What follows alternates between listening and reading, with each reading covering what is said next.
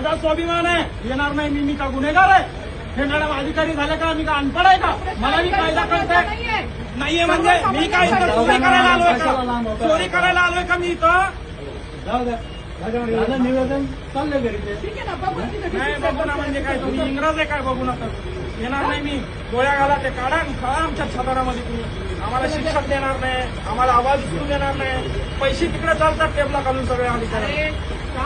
काय पद्धत नसते, आम्हाला हीच पद्धत सांगणार. हीच पद्धत योग्य आहे तुमच्यासाठी, हीच पद्धत योग्य आहे तुमच्यासाठी.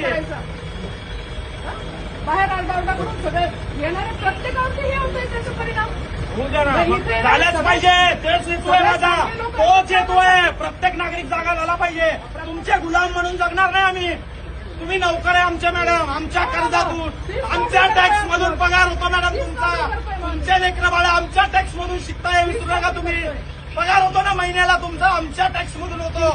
दादागिरी नाही ऐकणार आम्ही. चला बाकीची गर्दी बाजूला चला. चल रे बेटा.